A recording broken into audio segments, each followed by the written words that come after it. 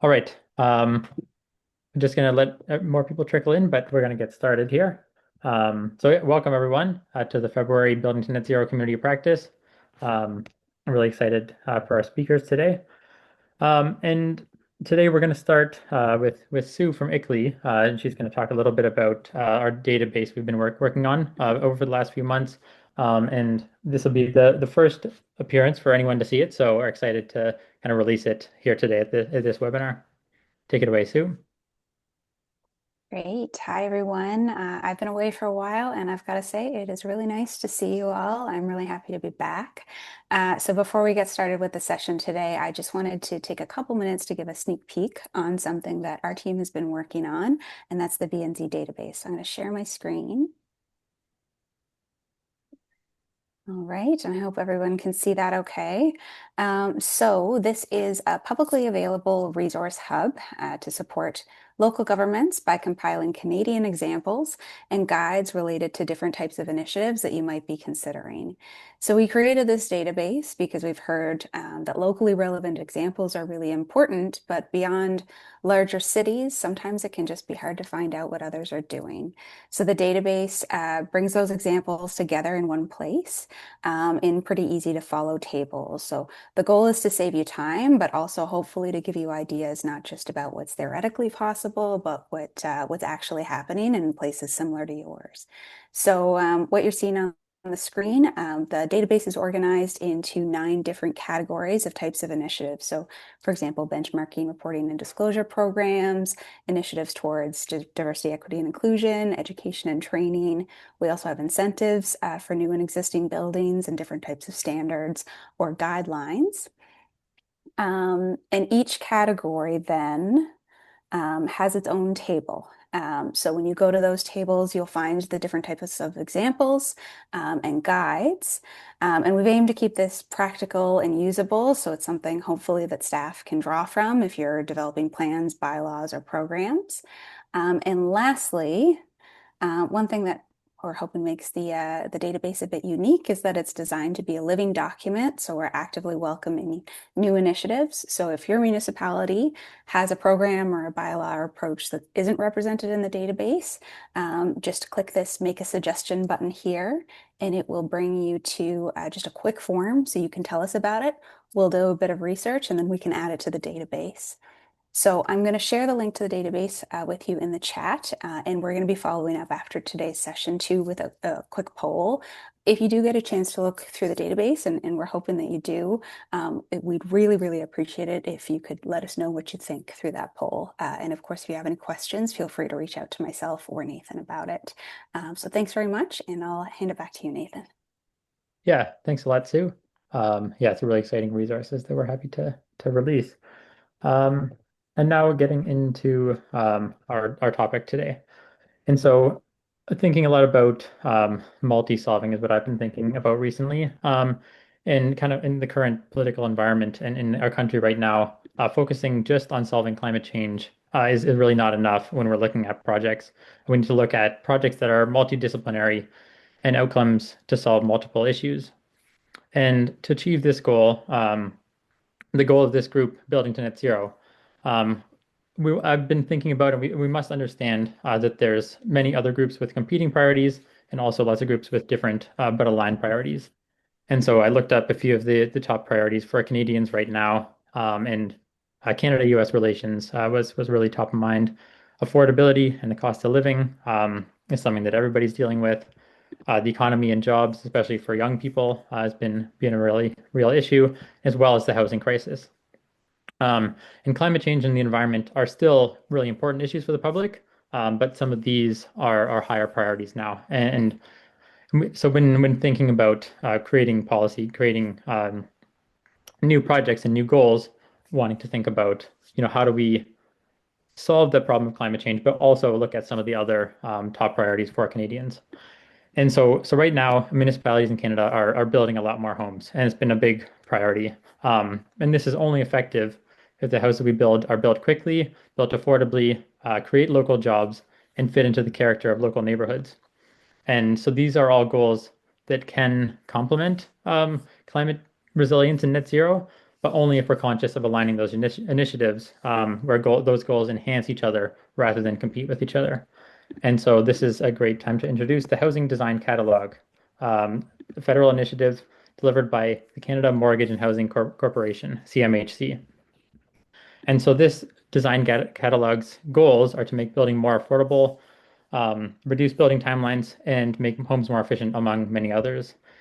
And the catalogs offers regionally tailored, standardized designs to help build the right homes fast. Architects and engineers have worked on developing these designs and creating a list of building code compliant homes in multiple places across the country. And so we're really excited to have two experts with us today. Daniel Rubenstein, advisor with Housing and Policy Programs at CMHC. He's a co-lead for the Housing Design Catalog. Daniel works closely with federal, provincial, territorial, and municipal partners to increase adoption of standardized designs and support CMHC's municipal relations team and the Housing Accelerator Fund to unlock missing middle housing and gentle density through land use reform and streamline review and approvals.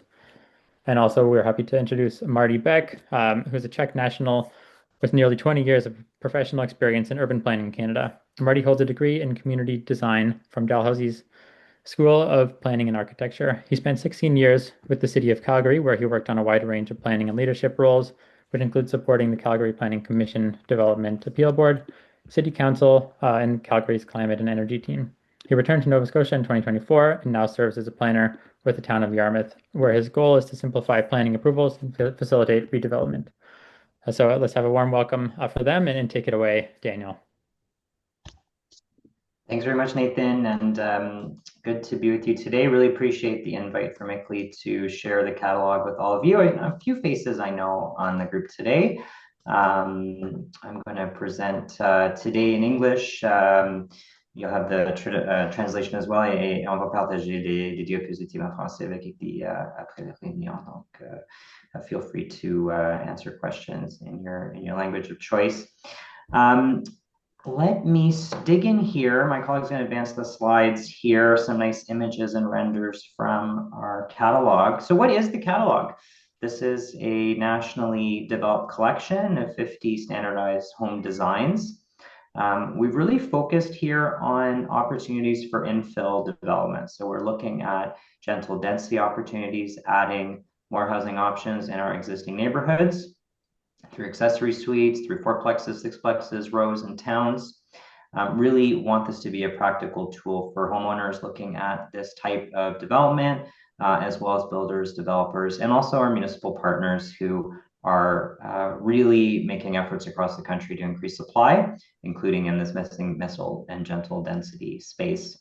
And in terms of the core objectives here and why we're so keen to talk about the catalog and encourage its uptake and partners who want to use it. We know that the design cost part of a project is one element. We can reduce time and cost at that pre-development phase through using a standardized design. Our design packages that you can download from the website now are best thought of as near permit ready.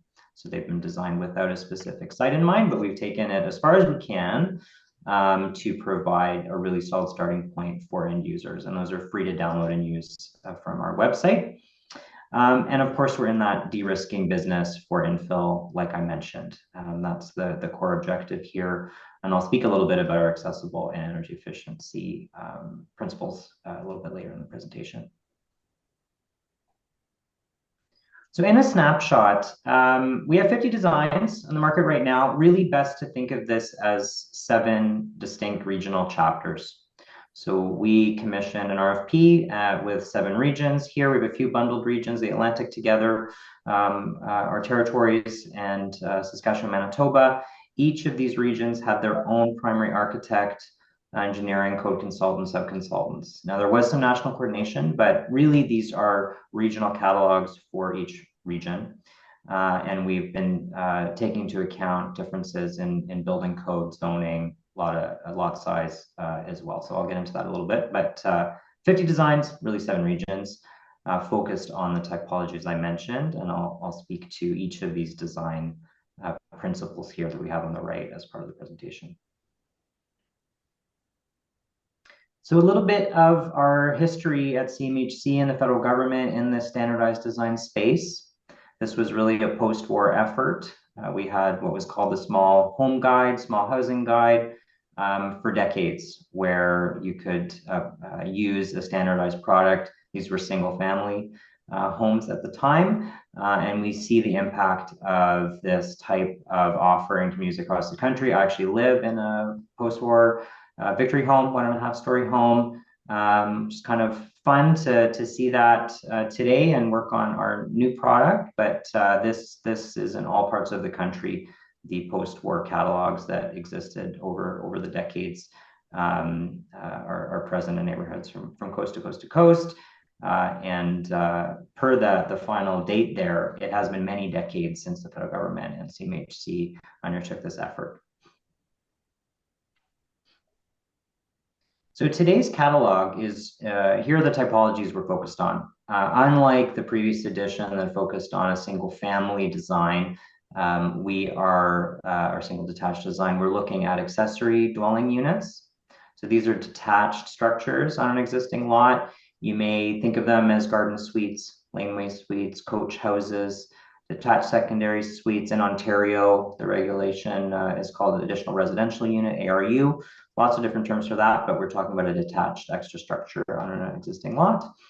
We have a row and townhome category. These are typically designs that have repeatability side by side, either single rows that can repeat or a stacked town design that can go side by side.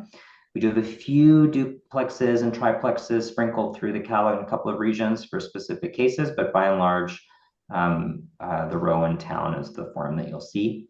And then in the multiplex category, we have fourplexes and sixplexes. And our fourplexes typically are designed for either a narrow lot or a wider lot, and those lot dimensions will vary by region. We did do some lot analysis at a regional level early on after bringing on board our architects to inform what those look like. So on the screen here, you see that's a ADU from the Quebec region, and the row in town is a stacked town from the Atlantic, and we have a BC fourplex and the Ontario 6. So some design variety there. So I'm going to speak a bit about these 4 design principles, and I'll start with regionality. And this was something we heard really, if you just want to advance to the next slide, that'd be great. We heard really important input from many voices before our RFP. Our colleagues at Housing Infrastructure and Communities Canada led what we heard exercise, and this was one of the key points. Designing a national catalog requires regionality. We have differences in climate zones, housing needs, construction methods, and of course, the codes and regulations that you would operate under in each jurisdiction. So I spoke to that approach of having coordination, but 7 distinct firms. We have a Quebec-based firm in Montreal that took ownership of our Quebec chapter. We have firms in Nova Scotia, licensed in the 4 provinces in the Atlantic, in Toronto, in Alberta, in Manitoba, Saskatchewan, in BC, and in Yellowknife. So very fun project working with many architects at once on 50 designs. And we really embraced this regionality. You'll see differences in terms of aesthetics, built form through here. So in the images on the screen, we have a design for the territories, and we have the BC single-story accessory suite. Okay, we can go to the next slide, and I'll speak a bit about adaptability and accessibility. So this is another key premise and principle that came out of our consultations, really informative design here. We worked really closely with our colleagues at Accessibility Standards Canada on what we're calling an accessible ready approach. So the idea here is to have layouts at the ground level where possible that can be converted to an accessible unit down the road with much less effort. And so we've thought of things like location of structural, electrical, mechanical, plumbing. We've thought about how the footprint can change, try to keep the kitchens or bathrooms in the same location wherever possible. and design that from the beginning. So this is cascaded through our designs, like I said, and wherever possible, there's a few cases where we've had a very tight lot condition and we're able to accommodate it. But in each of the categories I talked about, ADUs through to the sixplex, we provide accessible ready layouts as part of our base package. And wherever we do that, we also show an enhanced accessible layout. So this would be in line with B652, which is the accessible dwelling standard from CSA and ASC. That can go a little bit above code minimum on accessibility, but is in line with all the requirements. It looks at things like turning radii and grab bars and all the things you've seen in a barrier for your unit. We even provide some templates in all of our design packages for standard ways of approaching bedroom layout, location of various amenities. So this is something that we focused on quite a lot, spent a lot of time with the architects, and again, if you peruse the designs in each region, you'll see many ground-oriented units that offer this feature. Those can range from 1 bedroom to 2, depending on the size of the floor plate. And in some cases, you may see a 2-bed accessible ready unit. When it becomes accessible, convert down to 1, and that's to accommodate the larger turn rate in the bedroom and bathroom. So that's on adaptability. On energy performance and climate, obviously key to this group. This was another area that we prioritized based on feedback during our engagement process. And our approach, in a nutshell, was to design above code minimum to NBC 2020 Tier 3, and likewise step code 4 in BC. And so while our designs are prototypical, i.e. they don't have an actual site in place, we have modeled them on a theoretical site, and have confidence that if executed per the spec that we show, you can meet those performance tiers. That it's an end user responsibility to finalize the drawing set for their location and their desired energy performance, but we've shown it's possible, and that was our goal. Typically, we've achieved that through pretty good building envelope. So in many cases, use of outboard insulation. Obviously, that has benefits for resident comfort and operational efficiency.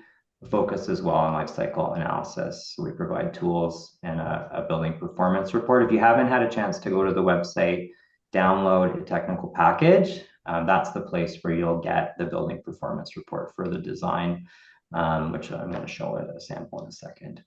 So that was our approach here. And we've also provided guidance on material selection and climate resilience. So the climate resilience guide is really at a site level, things that we can't accommodate for in the designs themselves, but users really want to think about based on their respective climate risks when designing, taking this from a prototypical design to a site.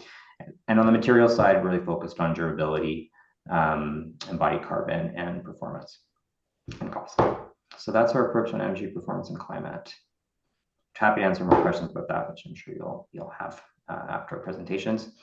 On financial feasibility, of course, the goal here is to help drive down costs.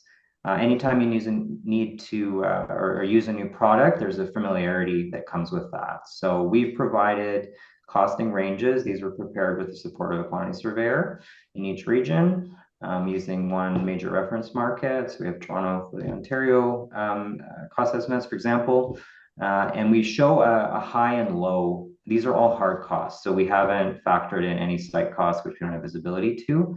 But the idea here is to provide a really solid starting point for pro forma analysis. If you're looking at a project, I kind of think of the high and low as if you repeat this design over time, surely you'll find efficiencies, and as you become comfortable and have a supply chain. So I think the lower end comes with repeatability, which of course we want to see with these designs. And I get this question a lot, so I'll just highlight the last point on the slide here.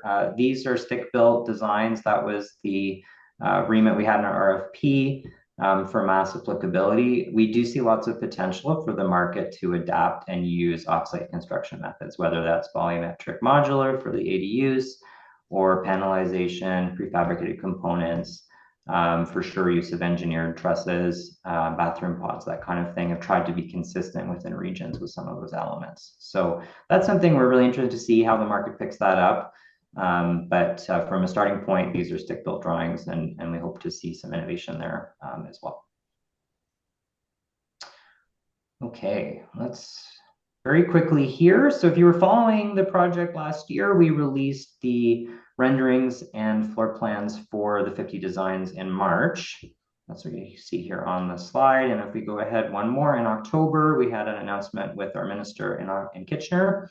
And we released the full technical design packages. So folks can go on the website and download our architectural engineering drawings, our energy modeling template and guidance, which I was speaking about a minute ago. And then on our website, we also have other resources, which I'm just going to walk through very quickly here for all of your benefit. So we have a user guide that really helps, if you just want to advance the slide, thanks. A user guide that helps folks understand if you're an end user and you have your own qualified professional, that could be a licensed architect, engineer, or designer, what were the design assumptions that our architects used? What's left for you to finalize? How to interpret the drawing set. And so we've tried to make that as layperson as possible and cover common questions. So there's a section on energy performance, there's a section on accessibility, how we thought about planning and site assumptions. There's a section on adding basements. So all of our designs are at grade right now. We expect the market to look at that where there's a project need, of course, assuming you're not on a site that has flood risk. So there's lots of guidance in here. If you haven't had a chance to look at it, I highly suggest you do. We've tried to anticipate common questions. So that's the user guide. We also have the drawings themselves. So these are pretty detailed drawing sets. Can't really see it on the screen here, but we have red notations all through the drawing set for any items that are prototypical. So places where the architect has made an assumption, has left a placeholder for an end user to finalize. So for cladding and roofing, for example, rather than speccing out a particular material, we have often the notation will be lightweight cladding placeholder or roofing placeholder, and that's for end users to use. But we do have a full set of MEPS drawings, including on the mechanical side, which I think will be of interest. We show multiple mechanical options.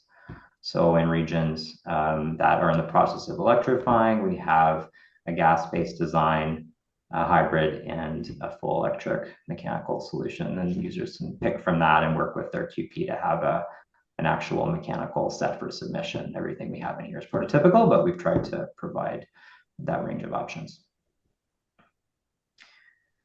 And the building performance report, if you just go back one slide very quickly, I mentioned this is what you'll get if you do click download, and these will be the operational energy consumption, embodied carbon, and whole life carbon results for each drawing.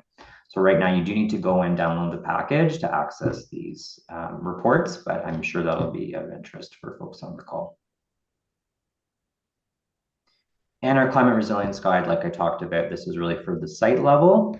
And we cover major risks from heat waves, wildfire, drought, permafrost thaw, flooding, and storms. There are definitely things that we've thought about in our designs. So dwelling units at grade as our base concept. We have good, strong building envelope with typical more installation than you'd see for code minimum.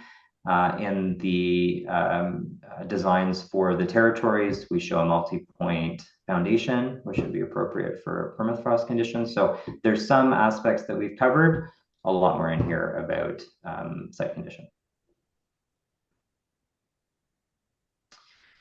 And materials guide I covered before, but just to give you a bit of visual what's in that document. Our sub-consultant from Half Climate Design, super passionate about this space, have done a lot of work. It's a great resource. So if you haven't taken a look, please do. I think this would be of interest for everyone as well. Okay, so how does this work in practice? I think this is sort of the question I spent most of my time talking to folks about. So we have a near permit ready prototypical design. You want to use it on a site. So thing to remember first is that by downloading our packages, you accept our terms and conditions, you take on responsibility to use them and create what our terms and conditions call a derived design. So we have a prototypical design. What you actually submit for permit is your derived design. And in the process of doing that, you're going to validate whatever's in the drawing set for your site condition, looking at zoning, looking at access issues, looking at grading and drainage. We have a prototypical foundation, sometimes slab on grade, validating that for your site or pursuing an alternative foundation. And of course, servicing utilities and your energy performance level. So you could use the baseline MBC 2023 that we've shown. You could adjust these to code minimum. You could also use this as a starting point for higher performing design for sure, at tier 4 or near net zero as a base. So we really encourage folks to take that design on the energy performance side in the direction that they want to take it. And on the right and the bottom, key point, local authorities can pre-review these designs as prototypical to look at alignment where they are generally code and zoning compliant. This is where we spend a lot of time talking to our local government and provincial territorial partners. So let's advance the slide again. I'll just talk about our local partners. So we have 4 steps here that we ask of municipalities that want to work with us on the catalog, and that's selecting designs, pre-reviewing them as prototypical again for zoning and code. And Martin's going to talk about that a bit from his experience, promoting these designs to the public, and then looking at opportunities to have a streamlined approval process and track uptake. And we announced these communities back in October. We're our initial cohort of municipalities that have signed up as local partners and have pre-reviewed. You'll see here, I mean, we love it when a community sees alignment with all 7 designs or 8 designs from their region. And we have some examples here of where that's the case. We know that doesn't work everywhere. So our goal is to have a mix of different typologies, particularly some options in the multi-unit space, not just ADUs. And really thrilled to have these partners on board. You won't see Yarmouth here because Yarmouth is one of our more recent local partners. And if you go to our website, you can see the current list. We've grown and almost doubled with more communities to come. Okay, this is my turn to pass the floor over to Martin, and then we're gonna kind of go back and forth on a few key concepts, and then we'll have a Q&A. Sound good, Nathan? Yep, sounds good. Over to you, Marty. Hi, Nathan, and thank you, Daniel. Everybody can hear me okay? Yes, Yep. Thank you. Great presentation. Thank you, Daniel. It's going to be hard follow-up, but I'll do my best. I understand that either Nathan or Kristen has already introduced me, so I'm going to try to keep it to a minimum, but just a little bit about myself. Obviously, I'm a planner with the town of Yarmouth, and although I've been asked to share a small town perspective today on my most of my professional experience was built in a large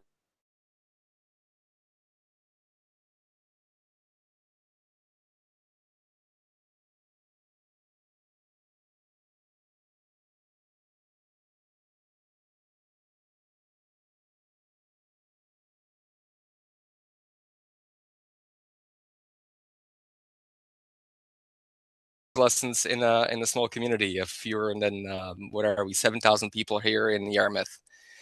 And so while our engagement and I think Daniel you just said that we've been sort of the very recent adopter with the housing catalog's been or it is in very early stages.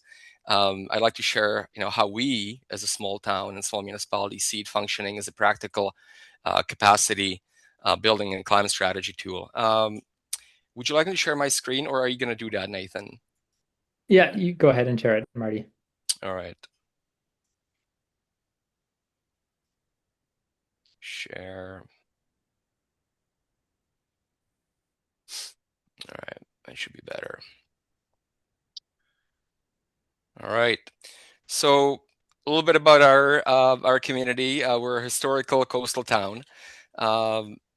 And a community and also regional service center in the Southwest Nova Scotia. We serve a regional catchment of anywhere between 60 to 70,000 people. Like many smaller municipalities, we face aging housing stock, aging infrastructure, and a strong rental demand. In 2024, we were successful in securing HAF support that allowed us to embark on several meaningful initiatives. So with respect to those, though the HAF allowed us to introduce greater flexibility in residential land use and form, and do things like expand site plan approvals for those who knows what that means or understand, and reduce reliance on development agreements where feasible. We still believe we need to do more. And that's even beyond things like introducing grant and surplus land program. And so again, my next slide is going to speak to it, but notwithstanding these or reductions to these barriers, whether it's zoning or whether it's process or target incentives, we believe that is something else still needed as implementation tools, where we see the fit with the catalog as a strong ally.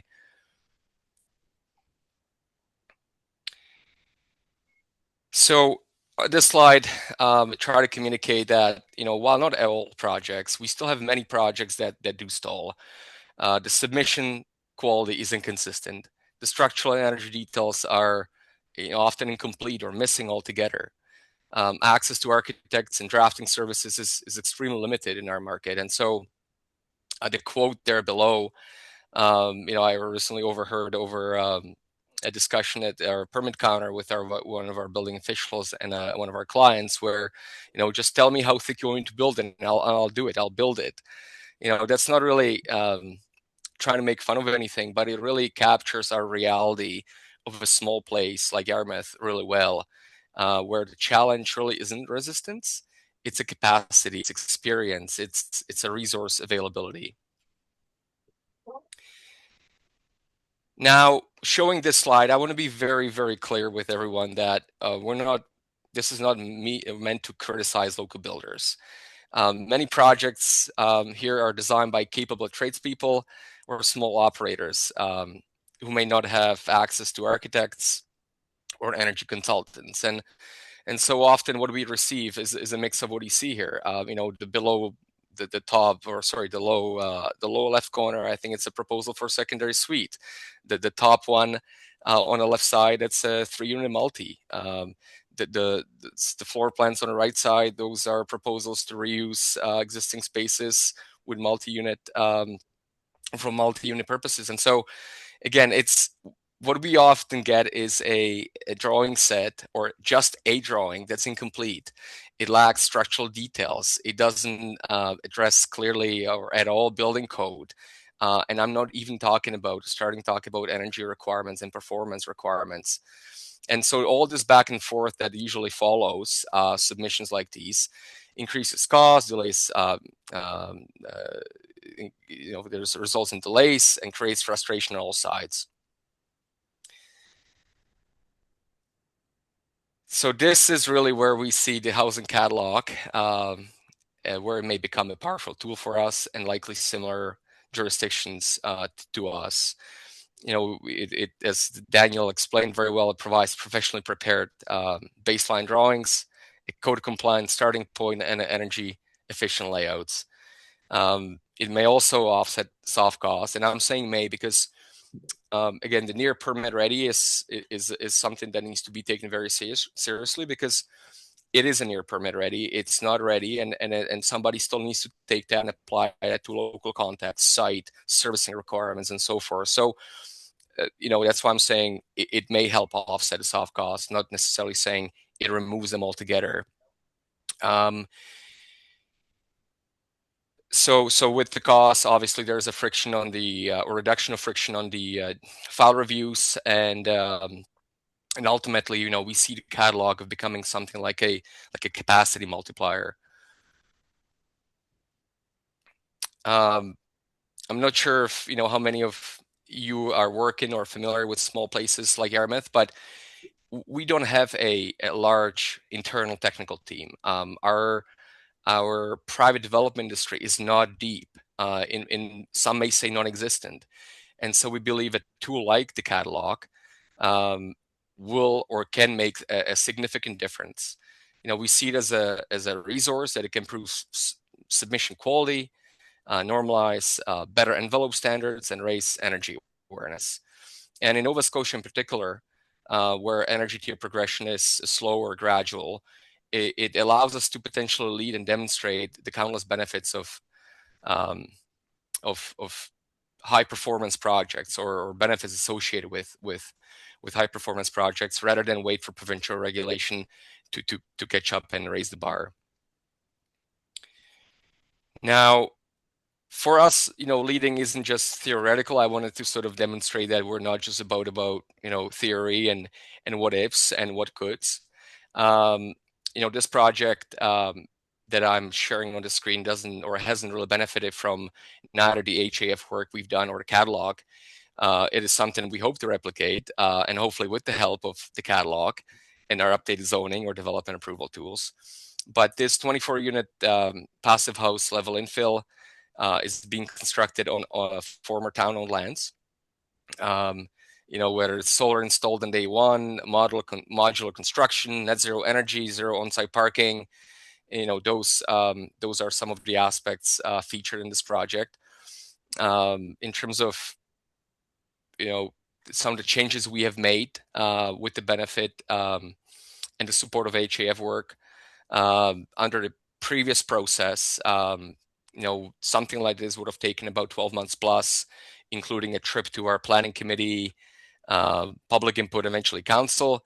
Today, something like this could move with the benefit of site plan approval through about 3 to 4 weeks, and without council involvement, which is really the main point and focus of some of our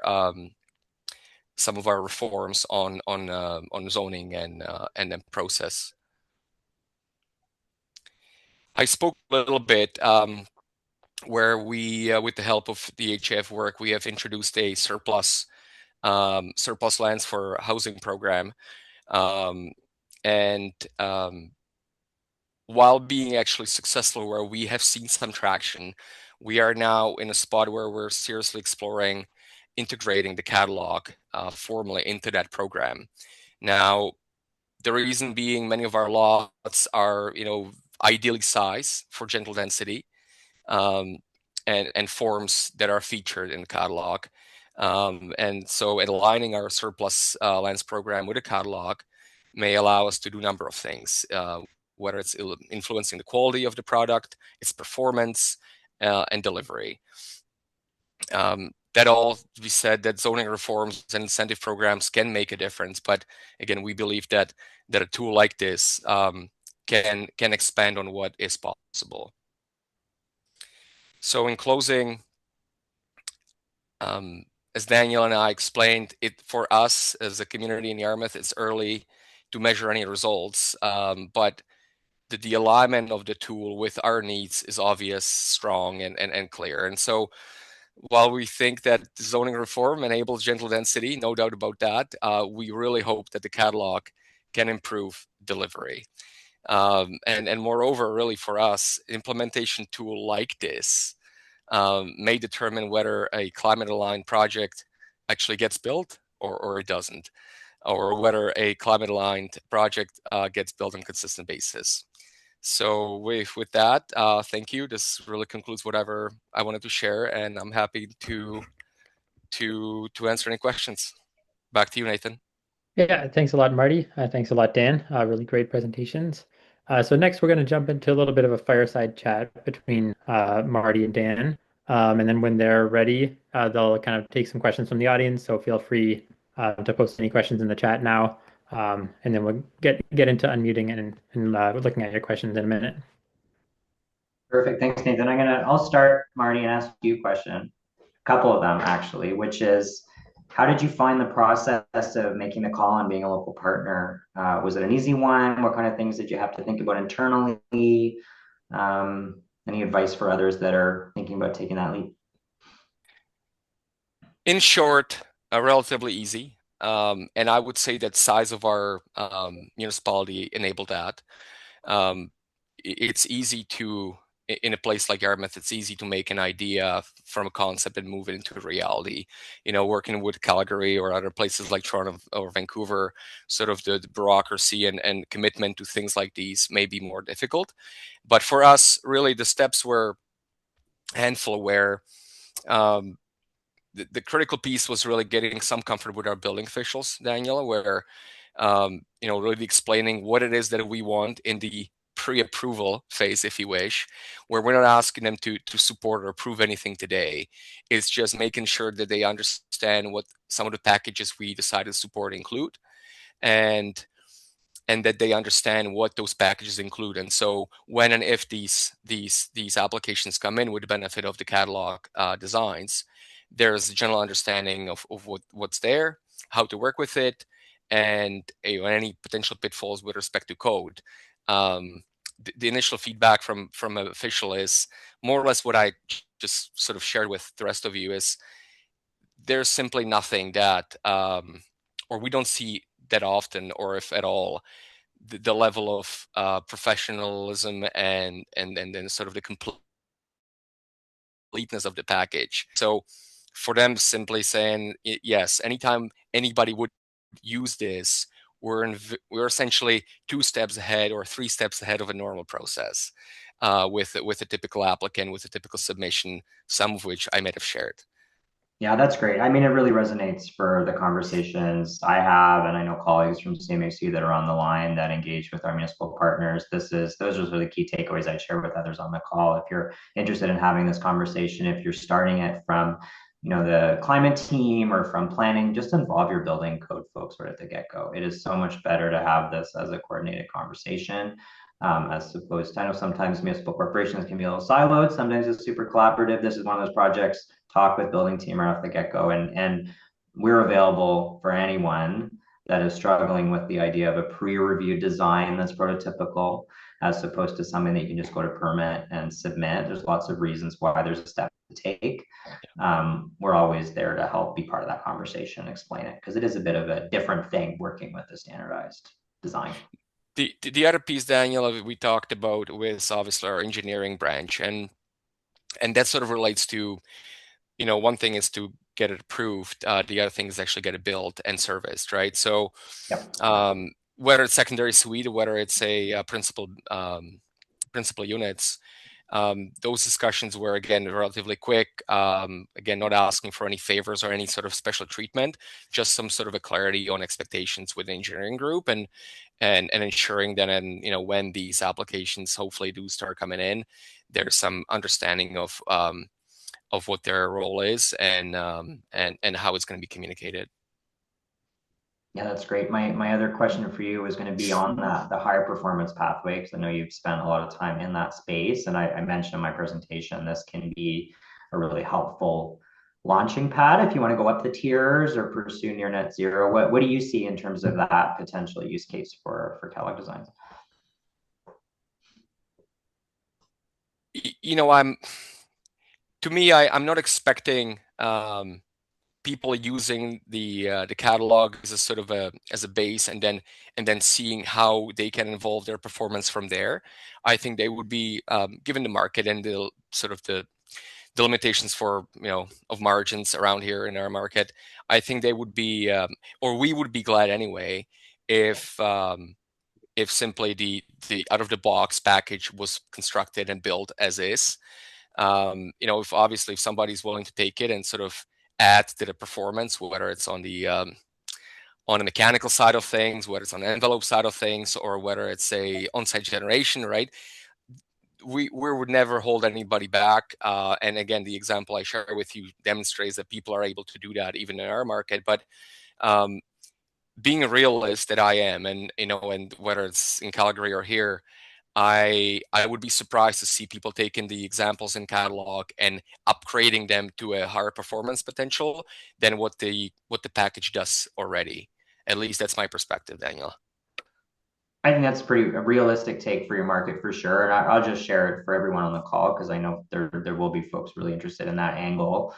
I think we've hit the right sweet spot as well of showing what's possible with a building design at that tier 3 level. and hope folks start there and then really evaluate those trade-offs if they want to go to code minimum. Think about that operational benefits over time. I know that's not often necessarily how you make a pro forma calculation, cut and dry. But there are lots of benefits to a good building envelope for resident comfort, for resilience, for energy performance over time, and hope this helps signal to folks that here's something off the shelf that can balance that. So that's where we've come from with it. But and you know what? If folks want to use it for higher tiers, I mean, we'd love to hear about that too, because that'd be quite neat. If I may, the interesting piece, what you just said there, is the operational aspect of it, right? Where in our market, and I sort of said it, the demand for rental is strong, and the only thing we are seeing build new are rentals, especially in the MERP or multi-residential sort of sphere. And so the understanding of that benefit associated with high performance is actually relatively strong here.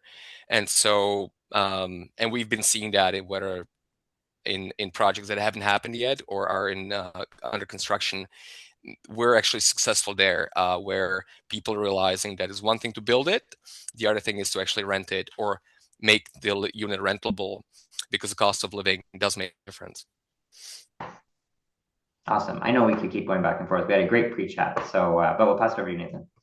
Yeah, sounds good. No, I really see this conversation as, municipalities have a lot of different tools in their toolkit when looking at building to higher building code tiers, looking at better standards, and using this catalog could potentially be one of those tools, especially if used in the right way and integrated into some of the planning processes. So now I'd like to open it up to questions. If anyone would like to unmute, put their question in the chat. We'd love to see that. And so open it up to the floor. Feel free to ask your questions.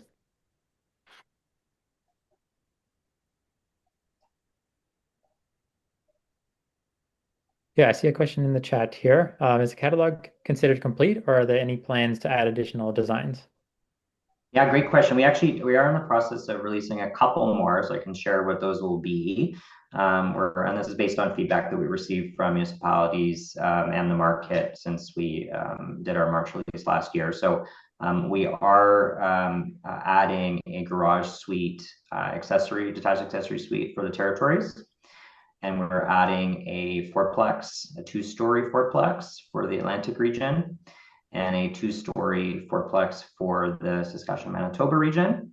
And we're just at the beginning working with the architect on a new row house concept with suites for Alberta. So that's the extent of what will come to round out. So we will be at 54 at that point.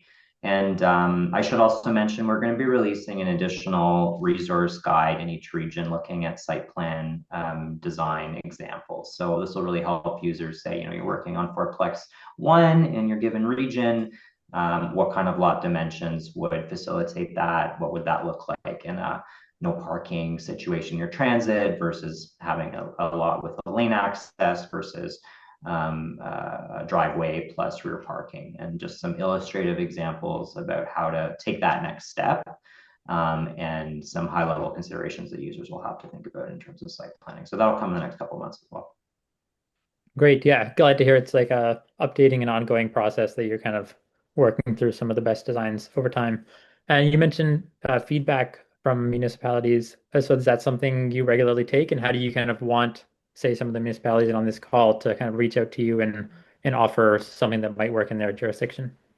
Yeah, I mean, maybe we'll just pop our catalog email. It was at the end of our presentation, but we'll just pop it in the chat here, and feel free to reach out. If you don't already have a contact with a CMHC rep from our municipal relations team, send us a note, and one of us will get back to you. Really happy to chat.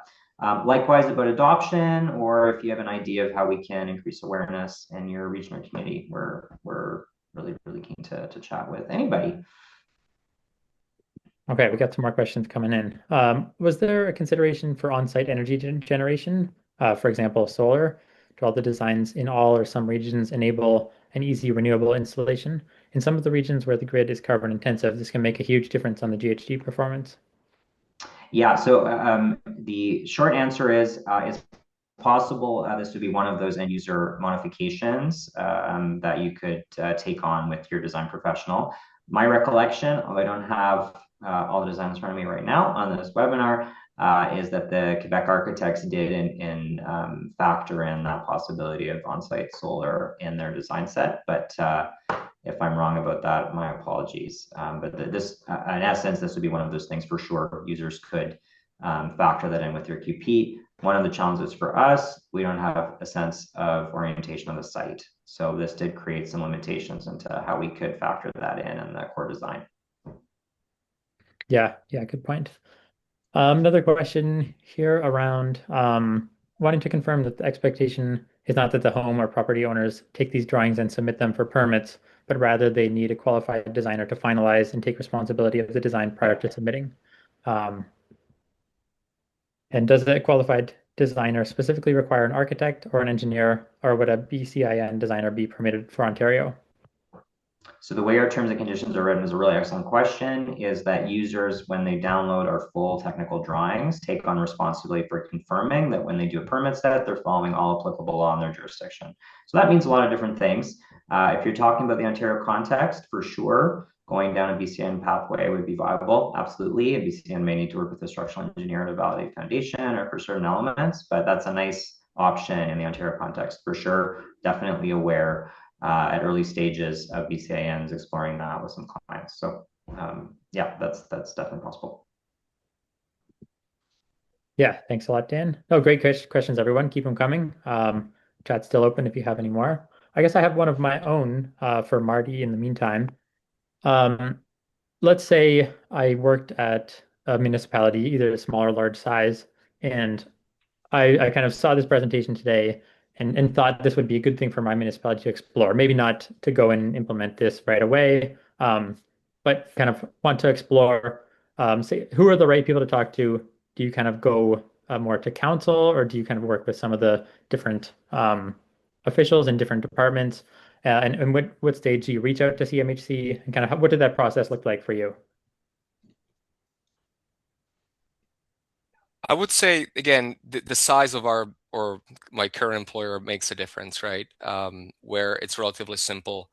Likely director of planning, engineering, ultimately CAO, who would be looking for some feedback on potential challenges with adopting something like this. But I think the main or the message I'd like to share, or the way I'd like to answer that, is that there's really no drawback. There's very little that that I'm seeing could go wrong with a town or municipality or a large city saying, yes, we support these, and we believe in its value and so forth. It's really just a marketing and helping promote a great initiative like the catalog is. There's just so many or so few drawbacks that the amount of sort of red tape or the people we wouldn't or had to speak with was very small, limited, because I think everybody who collectively was involved in making the decision to saying, yes, let's get behind it as a town of Yarmouth, saw the obvious value in doing so.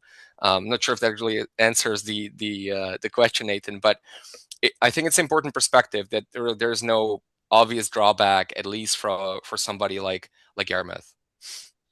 Maybe I can add to that, Marty. I mean, thanks very much for being such great partners on HDC and with your Accelerator Fund work. We kind of see it the same way. This is a voluntary initiative, quite unusual in terms of a federal program. There's no agreement to sign with us. This is truly in the spirit of partnership. So I'd always say to someone looking at it, if they're not sure, is the market going to use it? Will there be uptake? Let's find out. Let's find out together. And, there's going to be cases where maybe someone starts with one of these designs because we're offering it free to use, and you at the municipal level are pre-reviewing it and offering that signal that it's really going to have a faster and more seamless way through the system for permit. And then they say, you know what, on my site, I'm going to go a different way, or I'm going to do a more significant modification in one of these designs. Maybe it won't be pre-reviewed anymore, but you'll be taking benefit of that and building a gentle density multi-unit option that may not have happened otherwise. So this is in service of that broader goal to have more housing options in our neighborhoods, to make home building and have see greater supply. So thanks to you, and I like that's just a perfect encapsulation. Just give it a go. That's what we're trying to do with our partners. Yeah. Great. Yeah, and great to hear that, see that example there. And one last question here. We just have a few more minutes. Great to see that all designs align with National Building Code 2020, Energy Code, Energy Tier 3.